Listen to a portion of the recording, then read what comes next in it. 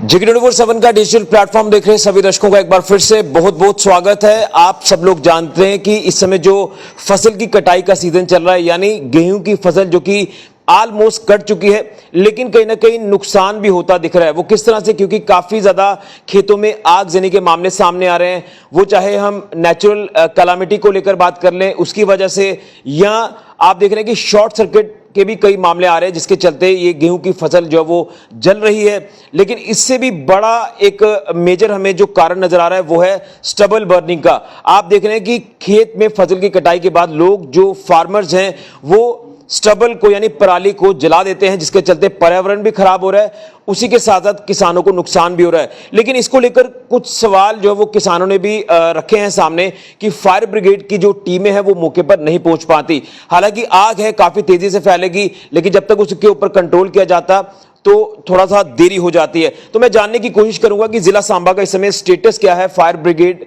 की टीमों को लेकर बात करें, फायर इमरजेंसी सर्विसेज को लेकर बात करें, कितनी यहां पर गाड़ियां हैं, किस तरह से पूरे एरियाज को कैटर किया जाता है, ये सारी चीजें जानेंगे। हमारे साथ मौजूद है डीसी सांबा राजेश शर्मा जी। सर, आपका बहुत बहुत स्वागत है। ये एक बर्निंग इशू ही आप कह सकते हैं जो कि लगातार आगजनी के मामले सामने आ रहे हैं, लेकिन यहाँ पर फायर ब्रिगेड की टीमें जो कि कोशिश करती हैं मौके पर पहुंचने की, लेकिन जब तक पहुंचा जाता है तब तक काफी नुकसान हो जाता है।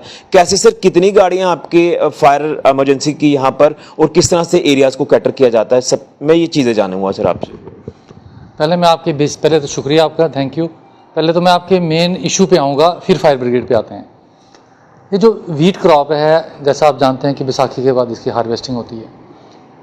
ये इस पीरियड में इसलिए होती है क्योंकि गर्मी के कारण ये जो इसका स्ट्रॉ होता है वो पूरा पका होता है, जो इसके सीड्स होते हैं वो तैयार होते हैं। सो दैट मीन्स, ये इसलिए मैं आपको बोल रहा हूँ कि आप भी लोकल हैं, मैं भी लोकल आदमी हूँ।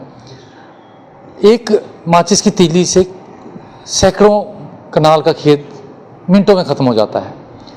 ये मौसम के हिसाब होता है, इसीलिए उस समय कटाई होती है।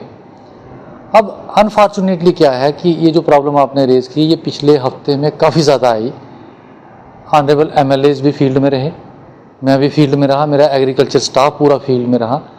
शाम को जब ये निकलते थे पूरा दिन लोगों को ये बोल बोल के कि भाई आप आग मत लगाइए, तो देखते थे रात को फिर आग लग गई है। होता क्या है कि हमें थोड़ा सा संयम बरतने की ज़रूरत है, थोड़ी पेशेंस रखने की ज़रूरत है, और एक दूसरे की तकलीफ़ समझने की ज़रूरत है। आपने कटाई कर दी, आपके साथ मेरा खेत लगता है, मैंने अभी कटाई करनी है।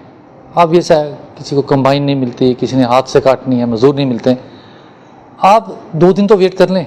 अपने खेत में वो जो आप स्टबल बर्न करते हैं, जो ऑलरेडी एक इलीगल चीज़ है, नहीं करनी चाहिए क्योंकि आप पर्यावरण को दूषित कर रहे हैं, लेकिन आप वो कर देते हैं सिर्फ अपना इंटरेस्ट देख के और दूसरे की फसल को ख़राब करते हैं।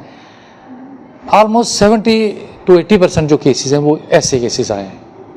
नो डाउट दूसरे भी आए, शॉर्ट सर्किट से भी कुछ केसेस आए, BSF के एरिया में आग लग गई, परसों भी एक इंसिडेंट आया।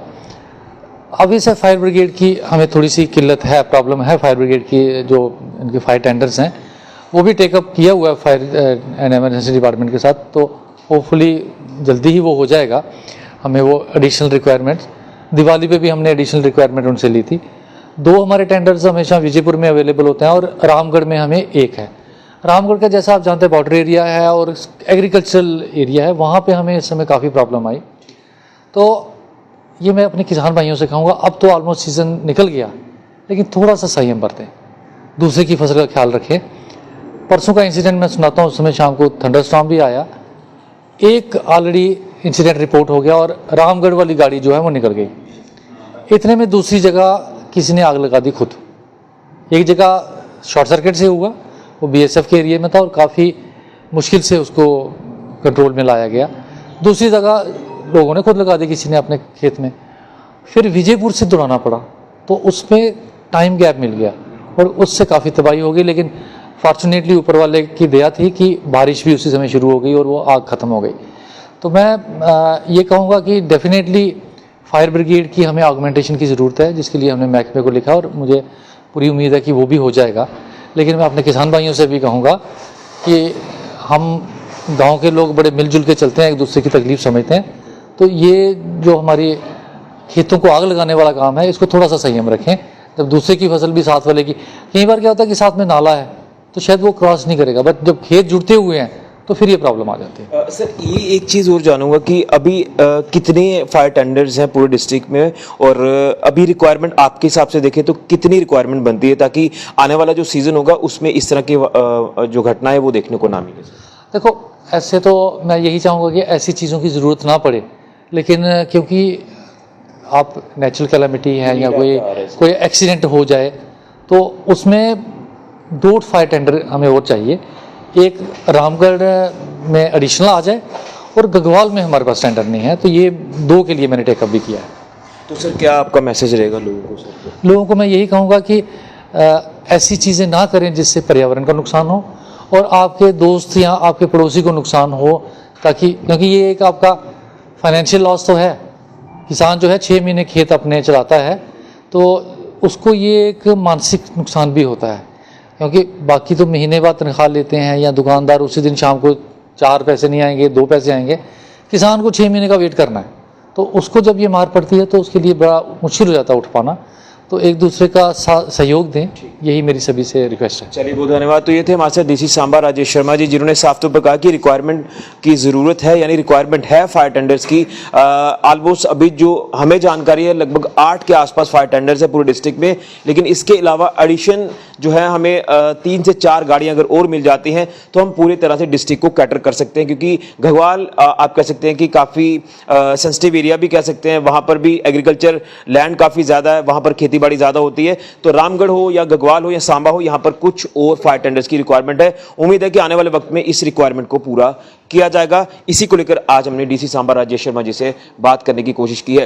लेकिन किसानों को भी मैसेज है कि आप लोग इस तरह से जो काम करते हैं अपना लेबर बचाने के लिए या अपना समय बचाने के लिए, आप स्टबल बर्न कर देते हैं, जिसके चलते आपकी जो सॉइल फर्टिलिटी है वो भी खराब हो जाती है और उसी के साथ पर्यावरण भी खराब होता है, और जिन किसानों की फसलें अभी खड़ी हैं जो कटी नहीं है उसको भी नुकसान होता है। तो इसलिए आप लोग सोच समझकर इस तरह के काम करिए। फिलहाल के लिए राहुल के साथ ऋषि खजूरिया, जगह 7 न्यूज़ के लिए।